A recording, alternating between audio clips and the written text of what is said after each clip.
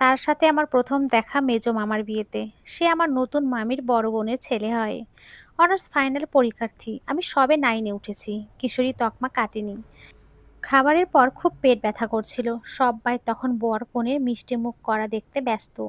ওই অত বড় কমিউনিটি সেন্টারে কে আমায় বাথরুম খুঁজে দেবে?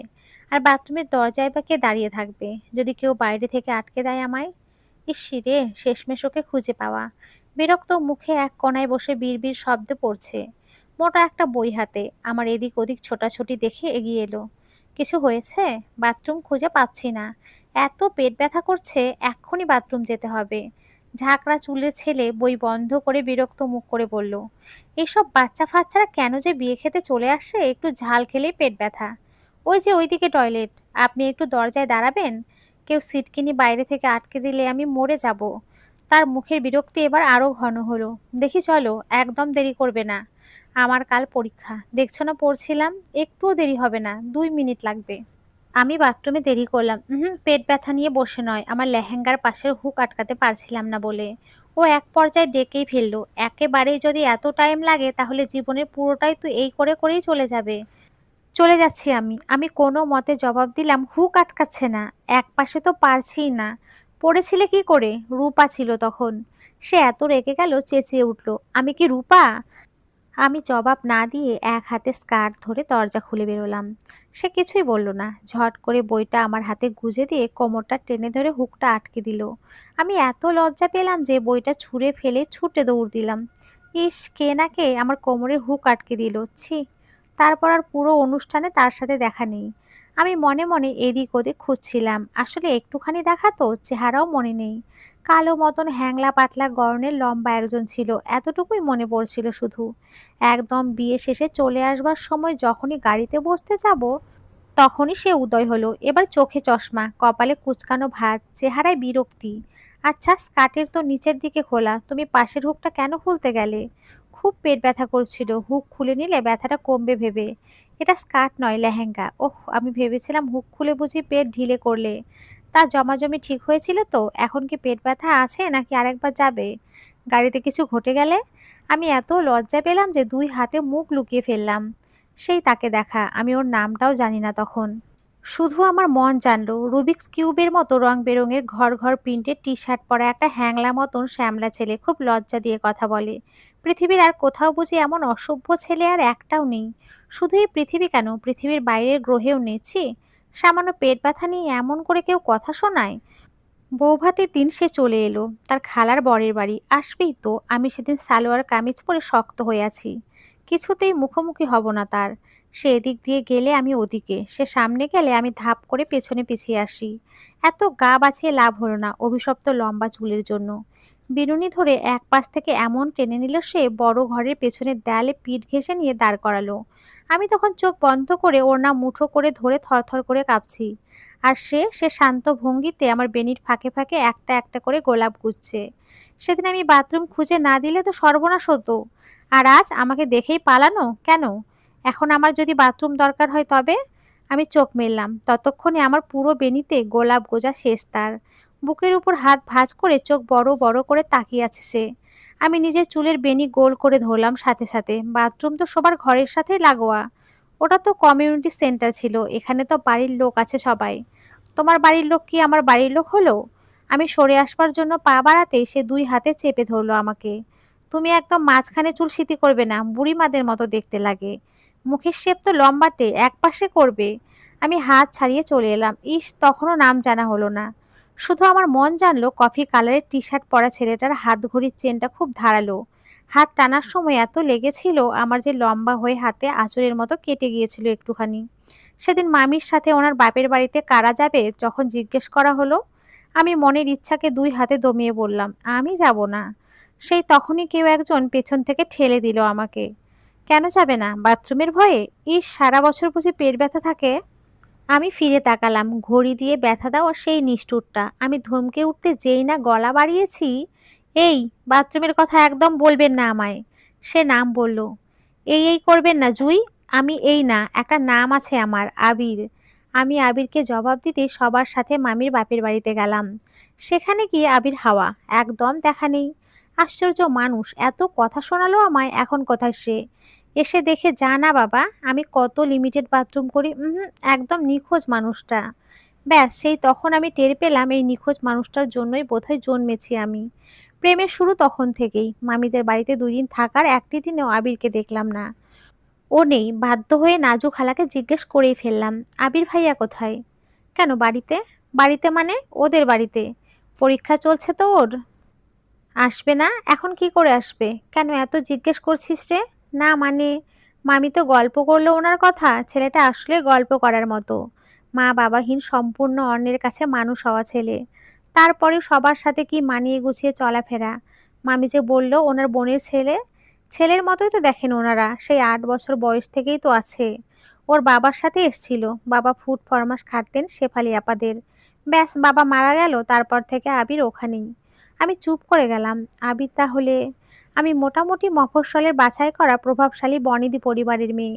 আমাদের বিশাল যৌথ পরিবারে চাকর বাকরের সংখ্যায় ডজন খানেক। স্কুলে দিয়ে আসতে একজন, আনতে যায় আরও একজন। আর সেখানে আবির, আমার সেই কম বয়সী আবেগের নড়বড়ে পৃথিবীটা যেন আরো নড়ে উঠল। কিন্তু অল্প বয়সী ঝোঁকের কাছে মনের ভেতরটা হার মানল। ঠিক করলাম, দূর তো অনেক দূর, যতদিন হাতের কাছের সময়গুলো ততদিন আবির এবং শুধু আবির। মামিদের বাড়ি থেকে ফিরে শুরু হলো আমার অপেক্ষা নামক বিষয়ের কাছে পরীক্ষা দেওয়া। মন ঠিক করলাম, আমি এখন থেকে আবিরের জন্য অপেক্ষা করব। কিন্তু আবির কি কখনো বুঝতে পারবে অপেক্ষা করছি আমি? শুরু হলো আমার অ্যাডোলেন্সের অবুঝ সমীকরণ। দেখা যাক, এত এত গবেষণার যে অনুভূতি, তার সত্যিই কোনো প্রভাব আছে কিনা। দিন যায়, রাত যায়, কিন্তু আমার সেই হঠাৎ দেখার মানুষটির কোনো খোঁজ নেই, একেবারেই নেই। তারপর হঠাৎ করে একদিন চিঠি, সাথে ফোন নাম্বার। জুই, বাথরুমের দরকার হলেই ফোন করে দেবে। বান্দা হাজির হয়ে যাবে, আবির। অপেক্ষা নামক পাগলামির সাথে নতুন করে যোগ হলো ভরসা। মাঝে মাঝে ১-২ মিনিটের জন্য আমি ফোন করতাম। আবির হ্যালো হ্যালো করতো, আমি রেখে দিতাম। আবার আবির ফোন করলে আমি হ্যালো হ্যালো করতাম, আবির চুপ। বছর পেরোলো, আমার অনুভূতি যেন একটুও কমলো না। এরপর আমার ছোট মামির বাবু হওয়ার পর আবার আবিরের সাথে দেখা হলো অনুষ্ঠানের দিন। সে আগের মতোই সবার অগোচরে টেনে নিল আমায়। আমি চোখ বন্ধ করে সেই প্রথমের মতোই কাঁপছি। সিথি তাহলে জায়গা বদলালো? ১ বছর ৯ মাস ৩ দিন পর কেউ কথা বলতে এলে আমি তার সাথে কথা বলি না। তোমায় বলতে হবে এমন তো বলিনি আমি, শুধু আমি কথা বলবো। আবির নাক টিপে ধরলো আমার। আচ্ছা, ডান পাশে সিথি করা এই মেয়েটাকে যদি আমি বাতাসের মতো পাতলা একটা চুমু খাই, মেয়েটা কি কেঁদে ফেলবে? আমি হ্যাঁ সূচক মাথা নাড়ালাম। আবির আমার ২ গালে নরম করে হাত রাখলো। চুমু খাবার আগেই আমি কেঁদে ফেললাম। আবির এত হাসলো আমায় নিয়ে, ইস! আমি ছুটে পালিয়ে এলাম। সেই দিনে আর একবারের জন্য আমি আবিরের সামনে পড়লাম না। কিন্তু পরের দিন খুব ভোরবেলায় আবির আমায় ঘুম থেকে ডেকে তুলে বাইরে নিয়ে এলো। আমি ঘুম ঘুম চোখে টলতে টলতে এসে দাঁড়ালাম বারান্দায়। এত সকালে? আমি চলে যাব এখন। একটু পরে। একটা চুমু খাবার কথা ছিল। সবাই তো ঘুমে, ভাবলাম বেস্ট টাইম এটাই। আমার ঘুম উড়ে গেল। ইস, কি নির্লজ্জ! সামান্য একটা ব্যাপারে নির্লজ্জের কি বলা যায়? লজ্জা কম বলা যায়। একেবারে নির্লজ্জ হলেই তো শর্টস পরেই চলে আসতাম, তাই না? আমি পারবো না। আমি জানতাম পারবে না। যার নাকে এখনো বাচ্চাদের মতো সর্দি লেগে আছে, সে চুমু জিনিস তো বোঝেই না। আমি চুপ করে কিছুক্ষণ নিঃশব্দে দাঁড়িয়ে রইলাম। আবির রেলিংয়ের উপরে রাখা আমার হাতটা শক্ত করে চেপে ধরলো। যেন খুব মজার কথা বলছে এমন করে বলল, আমার মা বাবা নেই। ফাতেহা আন্টির বাড়িতে আমি আশ্রিত। আমার বাবা তাদের কাজের লোক ছিলেন। ওনারা কোনোদিন তা আমায় টের পেতে দেননি। ছেলের মতোই ভালোবাসতেন। আমি টুপ করে আবিরের গালে চুমু খেলাম তক্ষুনি। আবির যেন টেরই পেল না, এমন করে বলল, মানলাম আমার সামগ্রিক অবস্থান খুব ভালো না, তাই বলে এত কম আদরে চুমু নিই না আমি। আবির মাথার পেছনে হাত দিয়ে মুখটা টেনে ধরলো আমার। ফিস ফিস করে বলল, কথার কোনো নড়চড় করলে সারা জীবন নিজেকে কষ্ট দেব আমি। আমি কারো হুমকিতে ভয় পাই না, ভয় পেতে বলিনি তো। শুধু যখন শাস্তি হবে তখন যাতে আপিল করা না হয়। স্যার আগে কেন জানাননি এমন কথা, যাতে না আসে? আবির ভীষণ গাঢ়ভাবে জড়িয়ে ধরলো আমায়। আবিরের কাছে থেকে আসবার সময় আমি টের পেলাম আবির আমার গলায় কিছু একটা পরিয়ে দিয়েছে, একটা পাতলা চেন। সুন্দর লকেটে ছোট্ট করে লেখা, ইউ আর সিল্ড। আমি লকেট মুঠো করে আনন্দে কেঁদে ভাসালাম। তারপর আবিরের সাথে আবার আমার দেখা নেই। আমার নতুন অপেক্ষা শুরু হলো। আবির কিছু একটা প্ল্যান করেছে নিশ্চয়ই। একদিন হুট করে আমার কলেজে এসে হাজির। আমি তো ভয়ে আধমরা। এমন তো নয় বিয়ে করতে চলে এসছে। কলেজ লাইব্রেরির নিরিবিলি রুমে আবির ভারী স্বরে বলল, এখনই চোখ বন্ধ করো তো, জাদু দেখাবো। আমি পারবো না বলেও চোখ বন্ধ করলাম। আবির আমার হাতের মুঠোয় কিছু একটা গুজে দিল। চোখ খুলবে না, জাদুর বাকিটা শোনো।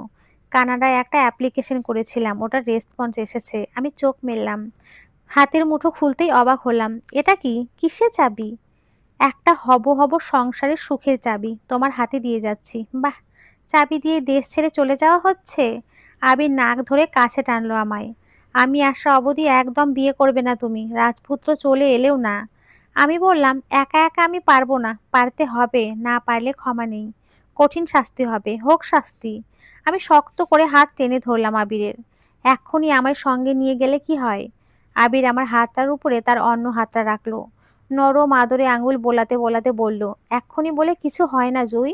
যেটা এক্ষুনির আমি বিশ্বাস করি সেটা হৃদয় থেকে হলে আজীবনের। লাইব্রেরিতে ওই অতগুলো মানুষের সামনে আমি বোকার মতো আবিরকে জড়িয়ে ধরলাম। নিজের বাচ্চা বাচ্চা ইচ্ছের কথাগুলো বলতে লাগলাম। আমরা লুকিয়ে বিয়ে করে রাখবো, ফিরে এসে তুমি বলবে সবাইকে। আমাদের বাড়িতে কেউ শুনবে না আমার কথা, বিয়েটা হয়ে থাকলে অন্তত একটু নিশ্চিত আমি। আবির নিজের থেকে আমাকে ছাড়িয়ে নিয়ে বলল, আমি লুকিয়ে বিয়ে করব না জুই, আমার এই জীবনটাই মাথা নিচু করা।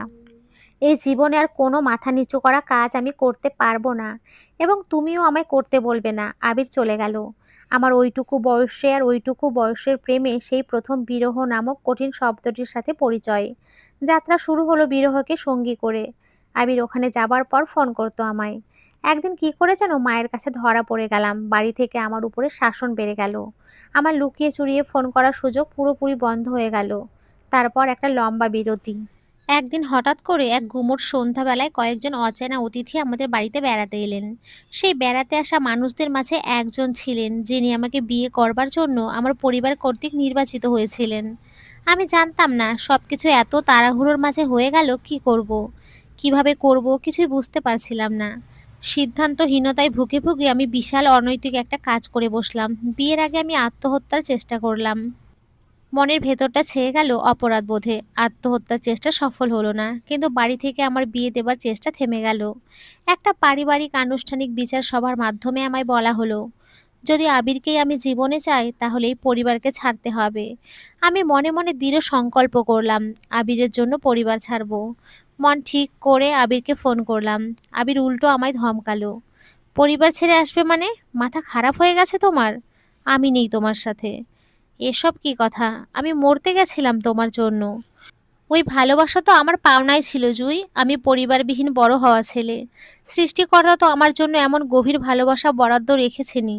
আমি মরে যাচ্ছিলাম, এর কোনো দাম নেই তোমার কাছে? অবশ্যই দাম আছে, আমি এসেই দাম দিচ্ছি। মাত্র কদিনের অপেক্ষা। আমার এত রাগ হলো আবিরের উপরে, যার জন্য আমি আমার সর্বোচ্চ বিসর্জন দিতে নেমেছিলাম, সে বলে এসে দাম দেবে। আমি যোগাযোগ বন্ধ করে দিলাম। আবির বিভিন্নভাবে যোগাযোগের চেষ্টা করলো। আমার আত্মীয় স্বজন যাকে যাকে ফোন করা যায় করলো, মোটামুটি যতভাবে চেষ্টা করা যায় করলো। আমি কোনো সাড়া দিলাম না। জেদ চেপে গেল আমার। একদম যোগাযোগ করব না আমি, দেখি কি হয়। মনের টানের জোর কত, এবার সত্যিই পরীক্ষা করা যাক। আবির এলো মাস তিনেক পর এক বিকেল বেলা, একদম না জানিয়ে সোজা আমাদের বাড়িতে এসে হাজির। তখন আমার পরীক্ষা চলছে। বাড়িতে তো পুরো থমথমে অবস্থা। বাবা রেগে চিৎকার চেঁচামেচি শুরু করলেন। এত বড় স্পর্ধা, আমাদের বাড়ি চলে আসে? কে দিয়েছে এত সাহস? কোথায় পেল এত ব্যাংকিং? দাদুরও মাথা গরম হয়ে গেল ভীষণ। ছোট চাচা আমাকে ক্ষণে ক্ষণে চোখ রাঙাতে থাকলেন, আর এদিকে আমি আবিরকে দেখব বলে উন্মুখ হয়ে আছি। ছোট বোন জুথি খবর নিয়ে এলো, আবির নাকি ড্রয়িং রুমের বারান্দায় বসে আছে। ঘরে ঢুকতে নাকি কেউ তাকে অ্যালাউ করছে না। আমি নিরুপায় হয়ে দাদিমার পায়ে ধরলাম। একটা মানুষ তো এমনি পড়ে থাকতে পারে এই বাড়িতে, আমি না হয় আর কোনোদিনও কিচ্ছু চাইবো না তোমাদের কাছে। মানুষটা বিদেশ থেকে এলো। দাদিমায়ের মন একটু নরম হলো। তিনি দাদুর কাছে খবর পাঠালেন। দাদু ডেকে পাঠালেন আবিরকে। ভারী ধমকে জিজ্ঞেস করলেন, কি চাও? আবির শান্ত স্বরে বলল, খুব খিদে পেয়েছে, ভাত খাবো। দাদু তো ভীষণ অবাক। আর কিছু চাও না? জুই তো বলল আপনাদের সাথে কথা বলেছে। ওর কথার উপরে বেস করে আমি ছুটি নিয়ে এলাম। দাদু আবিরের সামনেই আমায় ডেকে পাঠালেন। আমি তো দিশেহারা। এই ছেলে কি বলে জুই? তুই বলেছিস আসতে ওকে? একা একা সিদ্ধান্ত নিয়ে ফেলেছিস? এত বড় হয়ে গেছিস তুই? আমি আবিরের দিকে তাকালামও না।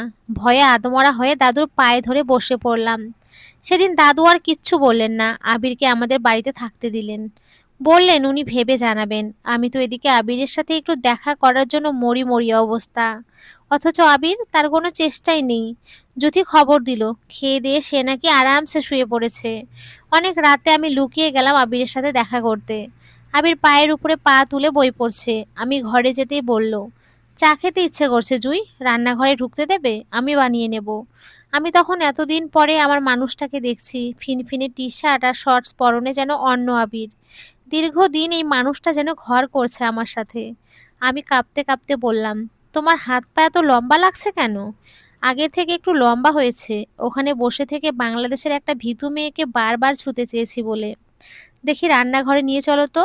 আমি আবার দাদিমাকে ডাকলাম। দাদিমা এত রাগ করলেন, রান্নাঘরে যাবে কেন? সে কি বাবুর্চি? একটু চা খাবে দাদি? চা বানাইয়া দিয়ে আয়, নাকি চায়ের ড্যাক না দেখলে তার তৃষ্ণা মেটে না। আমি দাদিকে অনেক বুঝিয়ে সুঝিয়ে আবিরকে রান্নাঘরে নিয়ে গেলাম। আবির আমাকে চমকে দিয়ে একটা প্যাকেট বের করলো। এগুলো কি জানো? একটা বিশেষ ধরনের নুডলস। তুমি তো বলেছিলে চা খাবে, ওখানে গিয়ে এই দারুণ প্রিপারেশনটা শিখেছি শুধু তোমার জন্য। আবির যত্ন করে আমার জন্য নুডলস রান্না করলো, সুন্দর করে সাজিয়ে দিয়ে বলল, এত দারুণ একটা ডিশের জন্য আমি নিশ্চয়ই একটা চুমু পেতেই পারি। আগে তো টেস্ট করে দেখি। আবিরের রান্না মুখে দিয়ে আমার মনে হলো, এই মধ্যরাতে এরকম রান্না খাবার জন্য হলেও আমি নির্দ্বিধায় ঘর ছাড়তে পারি। গাছতলায় থাকতে হলেও থাকবো, সমস্যা কি? আমার এই মানুষের জন্য সব যাক, গোল্লায় যাক। আমি চোখ বন্ধ করে গলা জড়িয়ে ধরলাম আবিরের।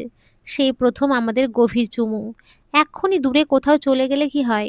আবির ঠান্ডা স্বরে বলল, পরিবার ভীষণ দামি জিনিস জুই। তোমার আছে তাই বুঝতে পারছো না, যদি না থাকতো আমার মতো কেঁদে কেটে ঘাস গুনতে রাস্তার। যা চাও পরিবারের মধ্য থেকে চাইতে হবে, তুমি চাও না? সেটা তো তুমি বুঝবে, আমার সব বুঝবার দায়িত্ব তোমার। আমার কথা তুমি ভাববে, সব আমি ভাববো? আমি এক পৃথিবীর দুশ্চিন্তা নিয়ে সব ভাবতে ঘরে এলাম। 10 মিনিটে বাইরের লোকেদের কিভাবে ম্যানেজ করব ভেবে আমার মাথা কাজ করা বন্ধ হয়ে গেল। সারাদিন আমি না খেয়ে মায়ের পেছন পেছন ঘুরলাম। মায়ের এক কথা, বেড়াতে এসেছে ব্যারাক, বিয়ে শাদিতে আমি নেই। তোর জন্য একলা যুদ্ধ করতে পারবো না আমি। এদিকে আমি আবিরের কাছাকাছি থাকবার জন্য দিশেহারা। নিরুপায় আমি আরেকদিন রাতে লুকিয়ে আবার আবিরের ঘরে গেলাম। আবিরের পুরো উল্টো ভাব, কড়া স্বরে চোখ রাঙিয়ে বলল, রাতে এলেও কাজ হবে না জুই, বিয়ের পর অবধি অপেক্ষা করতে হবে। এসব ব্যাপারে আমি খুবই স্ট্রিক্ট। তুমি এতদিন পর এলে অথচ আমায় একটু কাছে টানতেও চাইলে না। তুমিও তো চাওনি, কি করে জানলে? এই এত রাতে কেন এলাম তবে? এরা তো অন্য কারণে, নিজেও তো একটু সবার সাথে কথা বলবে। একা আমাকে দিয়ে কেন সব? আবির আলতো করে আমার হাত ধরলো। আমার হাতের তালুতে আঙুল দিয়ে কিছু একটা লিখতে লিখতে বলল, অনেক শুকিয়ে গেছো তুমি, জামা সব লুজ হচ্ছে। আমি হাতটা ছাড়িয়ে নিলাম। আমি তো জানতাম কাছে আসার ক্ষেত্রে ছেলেদের আগ্রহ বেশি। আর তুমি? ভুল জানতে, একটা ছেলে চাইলে নিজের ইচ্ছেকে নিয়ন্ত্রণ করতে পারে। এসব ব্যাপার হচ্ছে পুরোটা মাইন্ড সেট আপের ব্যাপার। না হলে শুধু বিয়ে নামক একটা শব্দের দোহাই দিয়ে একদম প্যারালাইজড হয়ে যাওয়া মানুষটাকে নিয়েও তো মানুষ সারাটা জীবন অনায়াসে কাটিয়ে দেয়। কামনা পূরণই ভালোবাসার একমাত্র দিক নয়। তাই বলে এত শক্ত এমন একটা ভাব করে আছো আমাকে কাছে না পেলেও চলবে তোমার। শারীরিক ব্যাপারটা খুবই তুচ্ছ ব্যাপার জুই, না হলে এতদিন কানাডাতে থাকতে পারতাম বলো? কাছে আসার পুরো ব্যবস্থা তোমায় করতেই হবে, তোমাকেই। আমার এত রাগ হলো, এই পাথরকে ভালোবেসেছি আমি। এ তো আমায় বিয়ে না করেও দিব্যি কাটিয়ে দিতে পারবে সারাটা জীবন। সারা জীবন শুনে এলাম ছেলেদের তেষ্টার কথা, আর এই দেখো উল্টো আমার গলা শুকিয়ে মারতে চাইছে। আবির দৃঢ় কণ্ঠে বলল, আর তাছাড়া তুমি তো সিল করাই আছো আমার। আমি জানি এই লকার আমি ছাড়া আর কারো ফিঙ্গারপ্রিন্টে খুলবে না। আমি তক্ষুনি গলার চেন খুলে আবিরের হাতের মুঠোয় দিয়ে দিলাম। আমি বিয়ের জন্য আর একটুও চেষ্টা করব না। তোমার তো বউ চাই না, তাই না? বউ না চাইলে এমন ছুটে আসতাম বলো? আমি চলে আসতে লাগলাম। আবির পথ আটকালো। এই না চাওয়া বউটাকে আমি যদি একটা সুযোগ দেই, সে কি নেবে? আমি চলে এলাম, কোনো সুযোগ চাই না আমার। সপ্তাহ কেটে গেল। আবির নিজের মতো করে থাকছে আমাদের বাড়িতে। দাদু বিয়ের কথা তোলেন না। আমিও চুপ, নিজের মতো পরীক্ষা দিচ্ছি। সে যদি পারে, আমি কেন না? আবির নিরুপায় হয়ে ধরা দিল আমার কাছে। আর মাত্র 6 দিনের ছুটি আছে। কি চাও জুই? আমি এমনিই চলে যাই? গেলে যাবে। এবার গেলে কিন্তু আসবো না আর। আমি কিন্তু থাকতে পারবো। খারাপ ছেলেরা যে কোনোভাবেই থাকতে পারে। থাকতে পারার উপায় বের করে নাই। আবির আমার হাত ধরে মাটিতে বসে বলল, তুমি থাকতে পারবে না জুই। আর তুমি জানো আমি কেমন থাকবো। আমার মাথা খারাপ হয়ে গেল। আমি দাদুর কাছে আবার গেলাম। এইবার দাদু রাজি হলেন। বিয়ের কথাবার্তা ঠিক হবার সময় আবির অদ্ভুত কথা বলল দাদুকে। আমার 3 মাসের ছুটি, বিয়ের পরের বাকি সময়গুলো জুইকে নিয়ে আমি আপনাদের সাথেই থাকবো। ওখানে গিয়ে তারপর আমি জুইকে নিয়ে যাবার ব্যবস্থা করব। আমার মাথায় হাত পড়ল। মৃত্যুকটা আমাকে বলেছে ছুটি নেই। বিয়ের সময়ে আমার জন্য যেন একটার পর একটা চমক অপেক্ষা করছিল। নাজু আন্টিরা আবিরের বাবা মায়ের মতো করে সব করলেন। আবির কোনো ধরনের অভাব রাখল না আয়োজনে। আমার জীবনে ভালোবাসা নামক শব্দটি ধরা দিল নতুন করে। একটা মানুষ কতটা গুছিয়ে ভালোবাসতে পারে আবির না এলে আমি বোধহয় জানতামই না। আমাদের বাড়ির সবাই যেন আবিরে মুগ্ধ হয়েছিল। বিয়ে হলো। এবার শুরু হলো আমার পরীক্ষা নেবার পালা। বিয়ের রাতে কাজ টানলাম মাঝখানে। না ছুঁয়ে থাকতে পারবে বলেছিলে না, এখন থাকো, ইচ্ছে মতো থাকো। আবির খুব হাসলো আমাকে নিয়ে। বুঝলে জুই, এক ধরনের মাছ হয় ভেদা মাছ। এদেরকে যখন ধরা হয় এগুলো একটুও নড়ে না। মনে মনে কি বলে জানো? একবার ধরুক আমাকে, ঝুড়ির ভেতরে নেওয়ার পর বোঝাবো মজা। মাছটা ধরে যখন ঝুড়িতে নেওয়া হয় এরা যা লাফালাফি করে বলার বাইরে। অথচ লাভ না কিছুই, ততক্ষণে মাছ ধরা হয়ে গেছে। তুমি হচ্ছ সেই ভেদা মাছ। আমার ঝুড়িতে ঢুকে বলেছো ছুতে দেবে না। আমার এত রাগ হলো। আমি সত্যিই ছুতে দেব না। তুমি যদি জোর করো তখন আমি অন্য হিসাব। ভালোবাসা ভীষণ অন্যরকম রূপ নিয়ে ধরা দিল আমার কাছে। সুখ আর গর্ব মিলে যেটা হয় ঠিক সেটার মতো। আবির ভাবলো আমি কাচের ওপাশে তাকে ডাকতে যাব। আমি গেলাম না। মাঝে মাঝে অন্যের ছটপটানি দেখতে যে এত আনন্দ হয় বলে বোঝাতে পারবো না। বেচারা, না বলতে পারছে আর না ঘুমোতে পারছে। আমার তো সেই এক কথা, আমায় পেতে চাও তো চোখ বন্ধ করে আমার পায়ে পড়তে হবে। অথচ সে মচকাবে না। সময় কাটতে লাগলো। আমাদের এই কাছের এপাশ ওপাশ অস্থিরতাময় ভালোবাসাও দিন দিন অস্থির হতে থাকলো। আহারে, শেষমেশ জেলে ভেদা মাছের জেদের কাছে হার মানল। এক ঝুম বৃষ্টির রাতে বেচারা অভিমান করে গিয়ে বৃষ্টিতে বসে থাকলো। মুখে এক কথা, জ্বর হয়ে মরে যাব আমি। কপাল ছুঁয়ে কেউ যেন আমার জ্বর না দেখে। আর আমি তাও শক্ত হয়ে দূরে থাকলাম। আবিরের জ্বর হলো, সত্যিই খারাপ অবস্থা, হসপিটালাইজড করতে হলো। ডাক্তার নার্স ছুটোছুটি করে একাকার। এর মাঝে সে আমায় অবাক করে দিয়ে বলল, ওইসব মেডিসিন ফেডিসিনে কিচ্ছু সারবে না জুই। এ আমার তোমার নিঃশ্বাস চাই। জ্বর কি করতে হবে? ওই যে ঠোঁটে ঠোঁট রেখে নিঃশ্বাস দিতে হবে। দম আটকে আসা নিঃশ্বাস। তখন প্রাণ পাবে। আমি তখন দর বাড়াই আরো নিজের, আরো শক্ত হয়ে নিজেকে গুটিয়ে নিই। ওই যে কথাই আছে, নারী সেই পুরুষের বিসর্জন পায়ে দলতে খুব মজা পায়। আমারও সেই অবস্থা। বিসর্জিত আবির আর আমি ধনুক হাতে প্রতি মুহূর্তে ধারালো প্রত্যাখ্যানের তীর ছুরি। কিন্তু তার কতক্ষণ? মানুষটা সত্যিই জ্বর ছাড়ে না। কি আশ্চর্য! তারপর হাসপাতালে এক ভোর হওয়ার সময় নরম রোদের ধারায় আবিরকে আমার প্রথম নিঃশ্বাস দেওয়া চুমু।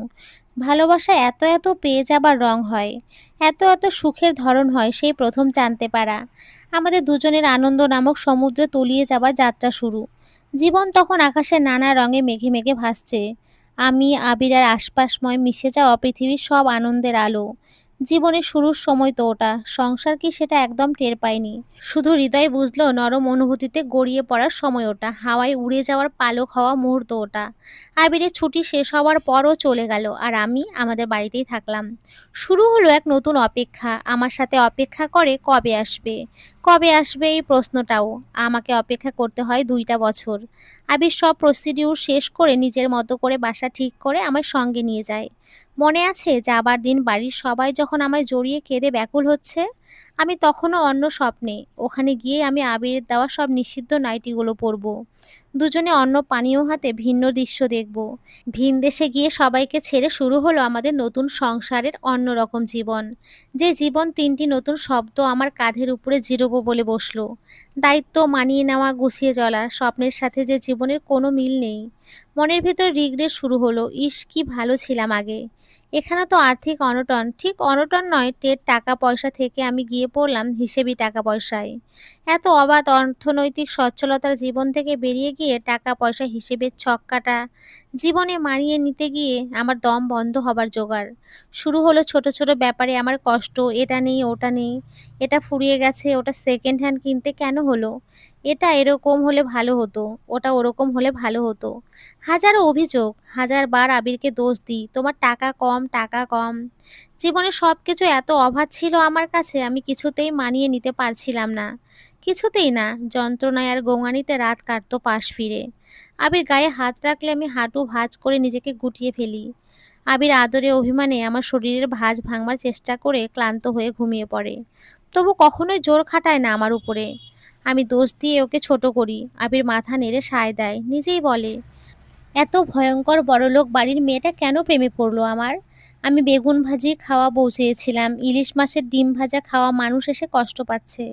আহা, আমি হুমকি দিতে থাকলাম ওকে, করবো না সংসার, ছেড়ে চলে যাব তোমায়।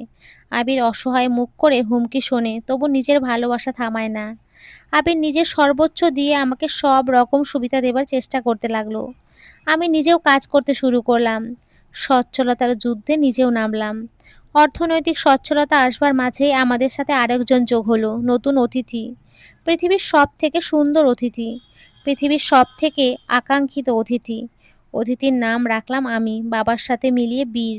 বীর সাহেব শান্তশিষ্ট, একদম বাবার মতো। আমায় একটুও জ্বালায় না। বীর সাহেবের সাথে আমাদের দুজনের শুরু হলো বাবা মা জীবন। বাবা মা হলে নাকি নিজেদেরকে শক্ত বর্ম বানিয়ে ফেলতে হয়, সন্তানের জন্য আমরাও নিজেদের বীরের বর্ম বানিয়ে নিলাম। বীরের ৮ মাসের সময় আমরা প্রথম টের পেলাম বীর কথা বলতে পারে না। আকাশ ভেঙে পড়া ব্যাপারটা নিজে অনুভব করলাম সত্যিকার ভাবে। শুধু আবির বলল, কথা বলাটাই সব নয়, আমাদের সন্তান সুস্থ এই বেশি জুই। আমার জীবনে অভাব অনটনের অভিযোগ হাওয়ায় মিলিয়ে গেল। সেই প্রথম অনুভব করলাম অর্থনৈতিক সচ্ছলতায় জীবনের কষ্ট নয়, এর বাইরেও করুণাময় অনেকভাবে পরীক্ষা নিতে পারেন। এর থেকে অনেক বড় কষ্টও জীবনে আছে। আমার ভেতরকার দুঃখ তখন অন্যরকম। আবির যেন প্রতি মুহূর্তে ওর জীবনের সেরা পরীক্ষাটা দিয়ে যাচ্ছিল।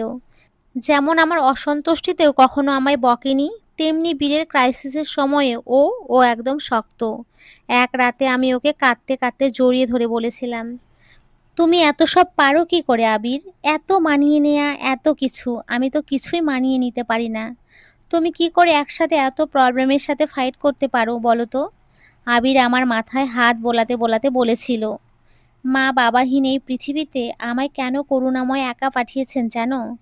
আমি সব সামলাতে পারবো বলে। আমার ভেতরে আল্লাহ পাক সব ট্রায়াল ফেসের শক্তি দিয়ে তবেই একলা ছেড়েছেন। তাও এত এত কঠিন সিচুয়েশনে কি করে পার করো বলো তো? আমার তো হাল ধরতে ইচ্ছে করে না।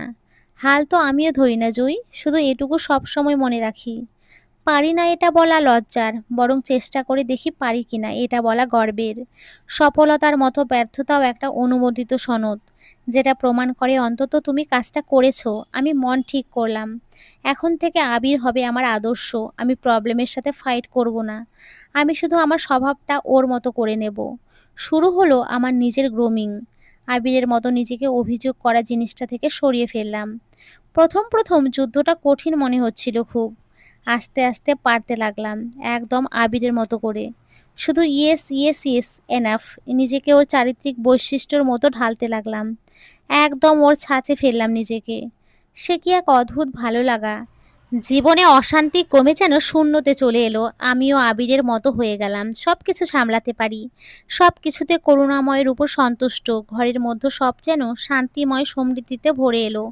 আমি তখন মনে মনে জানি সৃষ্টিকর্তা পরীক্ষা নিয়েছিলেন আমার। কিন্তু এরপর যে বিশাল চমক আমার জন্য অপেক্ষা করছিল কে জানতো। আবির যে কার কোম্পানিতে কাজ করতো সেখানে সে 11% শেয়ার পেয়ে গেল। কাকতালীয়ভাবে নয়, ওটা তার দীর্ঘদিনের চেষ্টা আর কাজে। আমাদের জীবনে সচ্ছলতা ফিরে এলো সুন্দরভাবে। কি ভাবছেন আচমকা বড়লোক হয়ে ওঠায় আমাদের জীবন বুঝি বদলে গেল? আমরা আমাদের মতোই রয়ে গেলাম। কারণ ততদিনে আমার টাকা আর সব কিছু চাই এই নেশা কেটে গিয়ে আমিও যে আবিরের মতো হয়ে গেছি। বিশাল সেই টাকা পয়সা, আমি আর আবির নতুন একটা কাজ শুরু করলাম, যা আমার অনেক বড়লোক বাপের বাড়ির কেউ করতে পারেনি, সেটা আবির শুরু করলো। ওখানেই একটা হোম শুরু করলো ছোট্ট করে, যেখানে শুধু অসচ্ছল কথা বলতে পারে না এমন শিশুদের পড়াশোনা থেকে সব ধরনের দায়িত্ব নেওয়া হবে। আমরা খুঁজে খুঁজে এমন শিশুর দায়িত্ব নিতে শুরু করলাম। আমরা শুধু অ্যাসোসিয়েশনটা শুরু করেছিলাম, এত এত হেল্প আসতে লাগলো, চোখের পলকে আমাদের সেই সংস্থা কানাডায় সাড়া ফেলে দিল। আজ আমরা দুজনে অনেকের গল্পের পেছনের গল্প। তারপরের গল্পটা শুধু আনন্দের আর আনন্দের, আমাদের আনন্দের। আজ যখন এই গল্পটা লিখছি, আনন্দ আর গর্বে আমার বুক ভরে আসছে। আবিরের হাত ধরে আমি আমার নতুন জীবনে শুরু করেছিলাম মাত্র কয়েক বছর আগে। আমি নতুন করে মানুষ হয়েছিলাম ওকে ভালোবেসে, নতুন করে পৃথিবী দেখেছি ওর মতো একজন হয়ে। নতুন করে বাঁচতে শিখেছি ওর মতো করে। বিশ্বাস, ভরসা, সন্তুষ্টি মাত্র ৩টি শব্দের তৈরি। আবির মানুষটা যেন আমার জীবনের অন্য আরেক ছাঁচ, যে ছাঁচে পড়ে আমি নিজের মতো করে ফুটেছি। ও হ্যাঁ, এখন মাঝে মাঝে আমি যখন আমার ছেলেকে নিয়ে দেশে আসি, বেশিদিন থাকতে পারি না। আবির কাজের ব্যস্ততায় এত আসতে পারে না, আমি আসি। আমাদের বাড়ির সবাই আবির আবির করে গলা শোকায়। বাবা তো ১০০ বার বলে, সোনার ছেলে একটা, হীরের খনি একটা। যে জামাইয়ের কাছে মেয়ে বিয়ে দিতে একদিন সবার প্রাণে পানি ছিল না, আজ সেই মেয়ের জামাইয়ের গল্প বলতে বলতে দম বন্ধ ধরে, পানি তৃষ্ণা পেয়ে যায় সকলের। আমি মনে মনে তখন সৃষ্টিকর্তাকে ধন্যবাদ দিই। মনে মনে বলি, হে করুণাময়, আমি সব পরীক্ষায় শুধু তোমার সাহায্য চাই, আর কিচ্ছু চাই না। ছেলে বড় হয়ে গেছে এখন অনেক।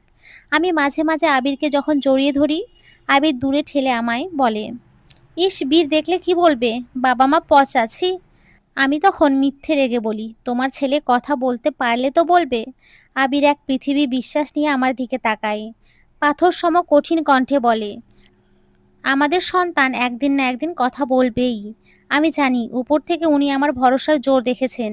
আমি বিস্ময় আর ভালো লাগা নিয়ে তাকিয়ে পৃথিবীর সেরা মানুষটাকে, সেরা স্বামীটাকে, সেরা বাবাটাকে দেখি। এই তো সেই মানুষ যে কখনোই অসন্তুষ্ট হয় না, কখনোই বিশ্বাস হারায় না। এই মানুষের সাথে প্রতি মুহূর্তেই আমার মনের প্রেমের শুরু হয়। প্রতি মুহূর্তেই আমি তার প্রেমে পড়ি, প্রতিবারই ফিসফিস করে বলি, ভাগ্যিস তোমার প্রেমে পড়েছিলাম, ভাগ্যিস এখনো পড়েছি। এ যেন আমার আমৃত্যু প্রেমের শুরুর গল্প। ও হ্যাঁ, আমাদের ছেলে কথা বলতে পারে না, এই ব্যাপারটার পেছনে আমি একটা নিজস্ব ব্যাখ্যা দাঁড় করিয়ে নিয়েছি। যদি বীর কথা বলতে পারতো, তবে হয়তো আমি বলতাম না। হয়তো অনেক কথা না বলা অসচ্ছল শিশু আবিরের ভেতরকার ভালোবাসা পেত না।